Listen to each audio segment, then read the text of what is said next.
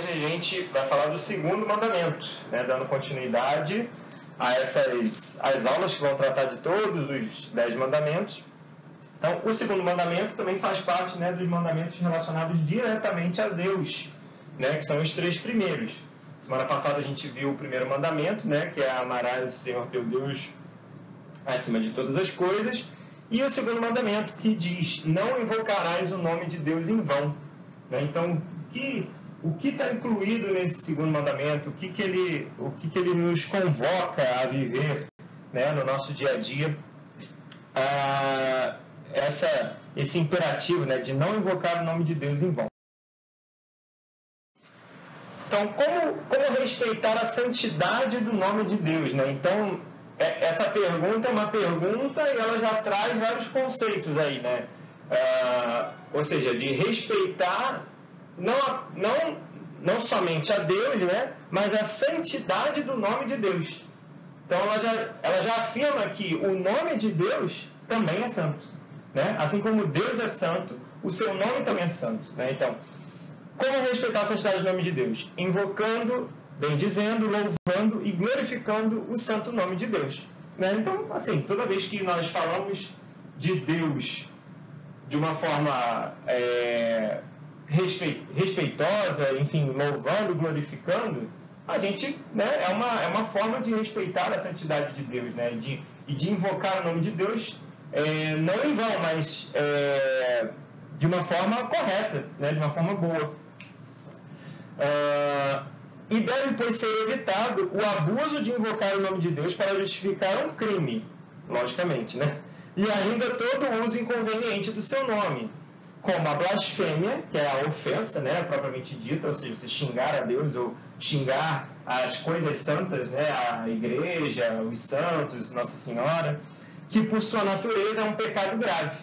Então, ela ofende diretamente o segundo mandamento. Então, a gente lembra lá da aula sobre os pecados, né? Pecado grave, um dos critérios é ir de encontro a um dos 10 mandamentos. Né? Então, a blasfêmia é um pecado grave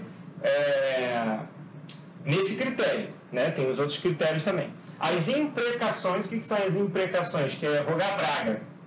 Né? Então, rogar praga para alguém. Isso também é uma ofensa ao santo nome de Deus.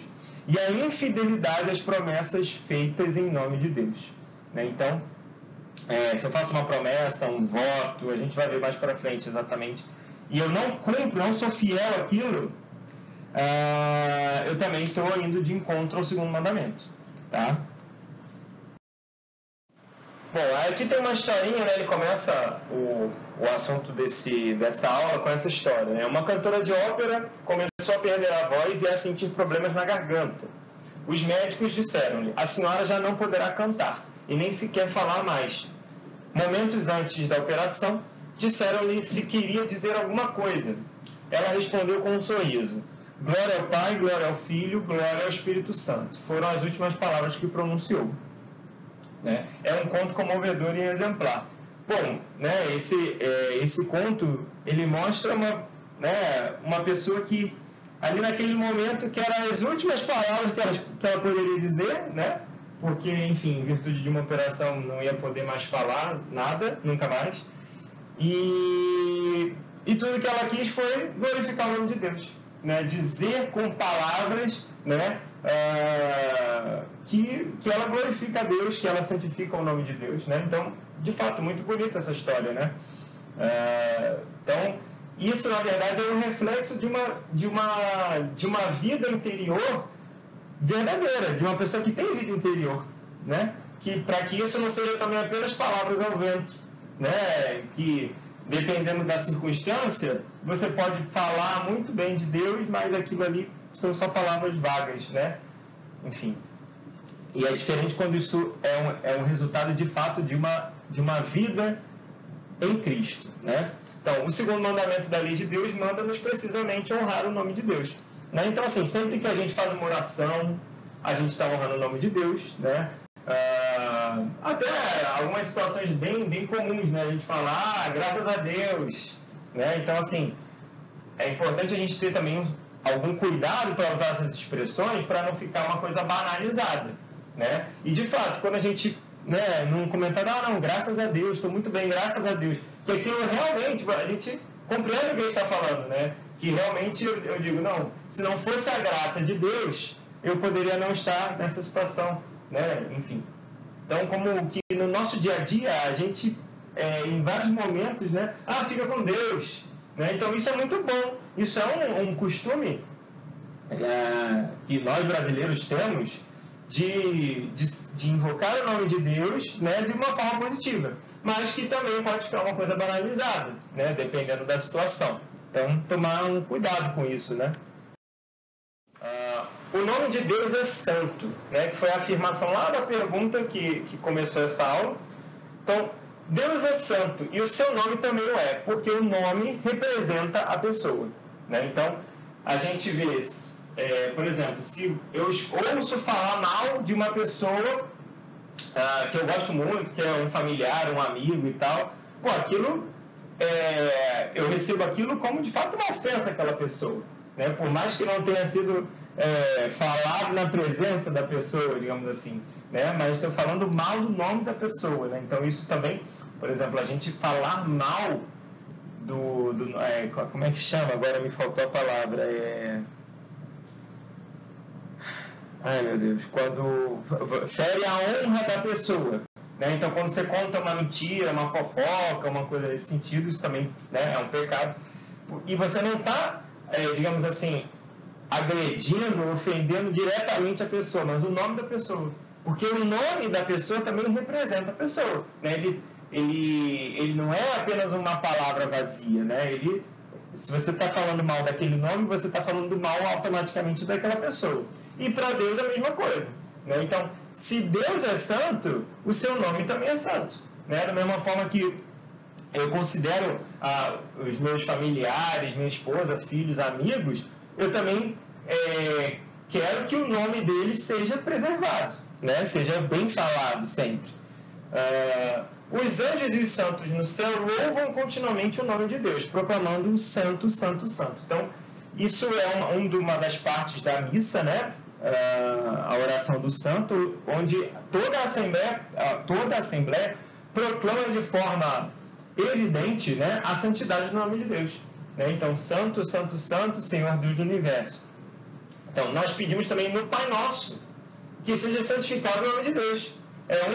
Um dos pedidos do Pai Nosso, né? O Pai Nosso tem 7 pedidos, 7 petições, né, dentro do Pai Nosso. Uma delas está relacionada ao nome de Deus, né? Santificado seja o vosso nome. E temos de nos esforçar para que o nome de Deus seja glorificado em toda a terra, né? Então, enfim, faz parte do nosso amor a Deus glorificar também o seu nome, né? Enfim, glorificar a Deus e ao seu nome. De certa forma, são coisas que andam completamente juntas, assim, né? Estão totalmente relacionadas. Bom, então, como nós honramos o nome de Deus, né? A gente já viu que, lógico, propriamente dito, dizendo, né? Falando bem de Deus, se referindo a Deus, usando o nome de Deus de forma correta, né? Da melhor forma possível. Mas existem outras formas também de honrar o nome de Deus. Então, quando o louvamos como Criador e Salvador, confessando diante dos homens que é nosso Deus e Senhor, né? Então, quando eu não tenho vergonha de falar de Deus, né? De falar que Deus é o meu Senhor, é o meu Criador, eu creio em Deus e tal. Então, isso eu estou honrando o nome de Deus também. Escutando com devoção ou meditando a palavra de Deus.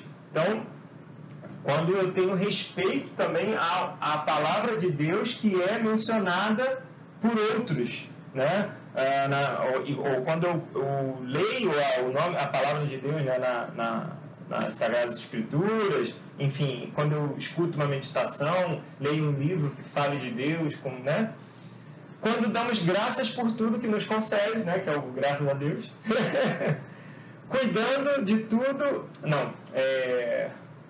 eu acho que eu comi alguma palavra ali, cuidando tudo o que lhe está consagrado, cuidando de tudo o que lhe está consagrado, ou seja, quando eu tenho zelo pelas coisas santas, né, que vai desde, enfim, de objetos litúrgicos, das igrejas, enfim, tudo que está relacionado a Deus ou à adoração a Deus, enfim, ao culto divino. Quando procuramos, né, o que ele está consagrado. Consagrado é o que está separado. Consagrado significa separado para Deus, né, para as coisas santas. Então, quando procuramos que Deus seja conhecido, amado e honrado por todos. Ou seja, quando nós falamos de Deus aos demais. Né? A gente também está honrando e glorificando o nome de Deus. Jurando com piedade, justiça e verdade. Ou seja, a gente vai ver também mais para frente. Existem situações em que é possível jurar por Deus. Né? Por exemplo, diante da justiça, da justiça humana mesmo, né? Num tribunal. Você está, enfim, está prestando um depoimento, alguma coisa, e lógico, você tem que estar realmente falando a verdade. Senão, se você jura por Deus e fala mentira, aí você está indo de encontro ao segundo mandamento. Né? Mas, nesses casos, é permitido se jurar. Em outras situações, não.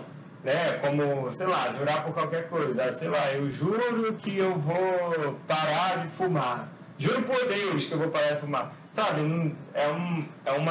você está usando o nome de Deus, jurando por Deus, por coisas banais, né? Sem necessidade. E quando fazemos votos ou promessas de coisas gratas a Deus, com intenção de as cumprir. Então isso a gente vai ver também mais lá para frente. O respeito pelas coisas santas. Agora a gente vai falar um pouquinho mais de todos esses tópicos relacionados a como honrar o nome de Deus. Então, o respeito às coisas santas são lugares, o respeito aos lugares sagrados, que são os templos e os cemitérios.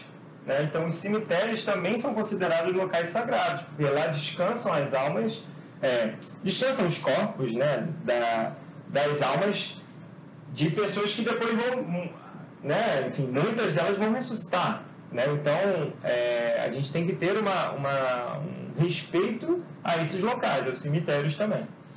São coisas sagradas, o altar, o cálice e outros objetos dedicados ao culto. Né? Eu também já comentei. Então, é importante que a gente faça uma reverência quando a gente passa diante do altar, mesmo que não tenha o Santíssimo. Né? Algumas igrejas, o Santíssimo fica na mesma direção do altar. Então, é importante que a gente faça até uma genuflexão, porque a gente está se dirigindo diretamente a Deus, né, que está presente na Eucaristia.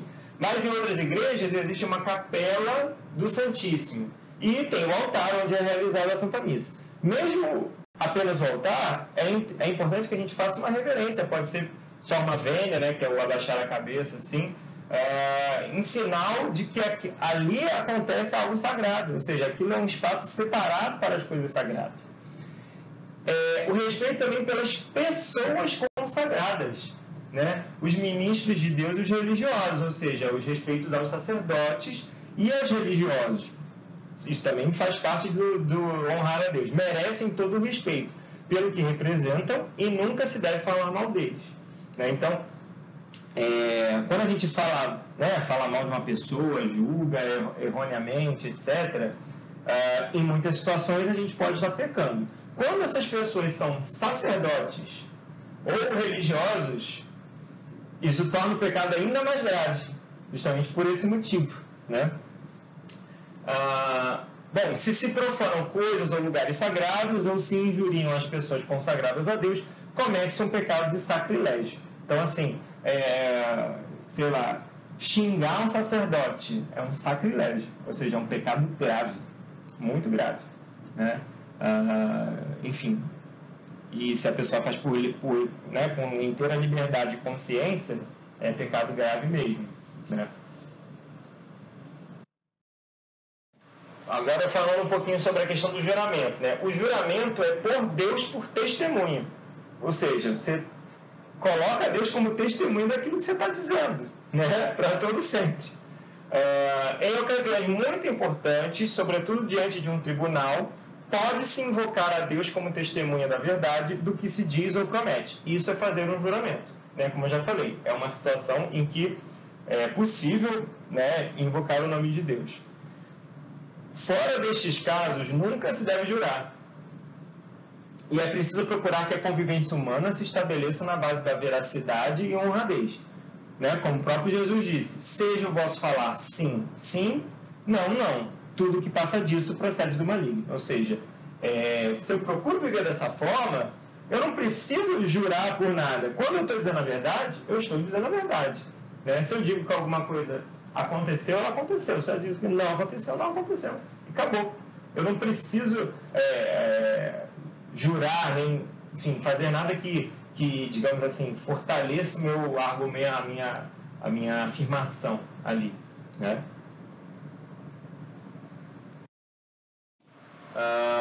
Voto e promessa. Então, o voto é a promessa deliberada e livre feita a Deus sobre um bem possível e melhor, com a intenção de obrigar-se. É que hoje em dia já é bem menos comum as pessoas fazerem votos, a não ser quem são religiosos. Né? Os religiosos e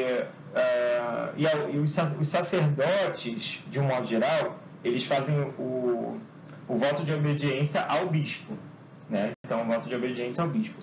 Mas os religiosos, sendo sacerdotes ou não, né? Então isso vale também para as mulheres, né? Fazem geralmente 3 votos, que é a obediência, pobreza e castidade. Né? Então, ou seja, o voto é a promessa de viver essas 3 virtudes, que são virtudes que todos nós devemos viver. Né? Mas, quando se faz um voto, essa é uma promessa que, digamos assim, que você se obriga a cumpri-la, e se você não cumpre, você está cometendo um pecado grave. Né? Que é diferente de, por exemplo,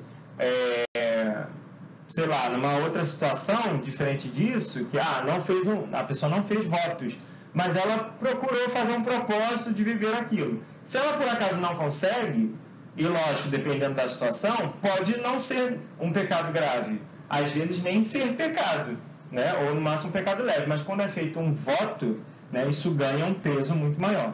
Né? Então, geralmente, isso é muito claro na vida dos religiosos, mas até uma pessoa, um leigo, você pode fazer um voto, né, de viver alguma virtude específica a Deus, que seja algo bom, né, um bem possível também. Não adianta você, sei lá, eu prometo que eu vou subir o Everest. Isso chega a ser patético, né? Tipo, uma coisa que para mim beira o impossível, né? Mas coisas possíveis e coisas que sejam boas, né, em si, não tem problema nenhum, mas te traz esse compromisso. E o costume há de ser o de fazer propósitos que nos ajudam a melhorar sem necessidade de votos e promessas, a não ser que sem necessidade de votos e promessas, a não ser que Deus assim o peça. Né? Se alguma vez queremos fazer alguma promessa a Deus, é prudente perguntar antes ao confessor para nos assegurar que podemos cumpri-lo. Né?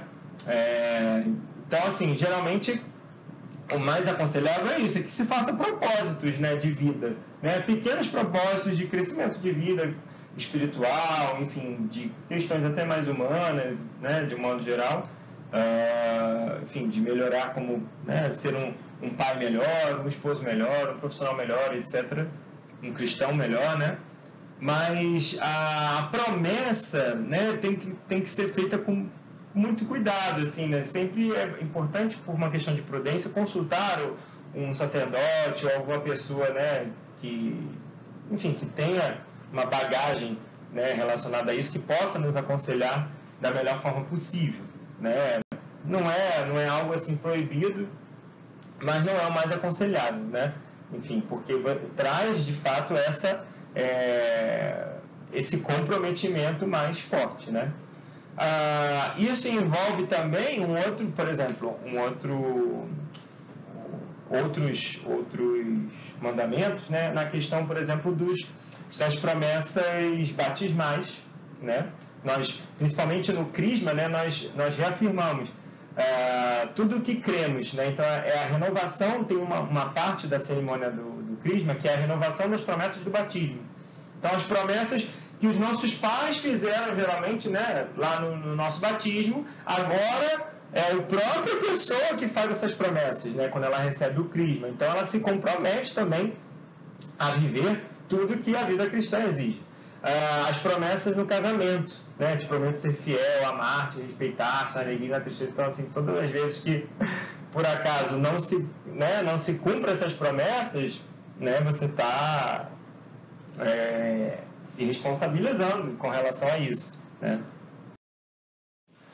Bom, então os pecados contra o segundo mandamento, como que seriam, né? Além dos pecados de perjúrio ou de incumprimento do voto, né, ou seja, jurar falso ou não cumprir votos, as promessas, né?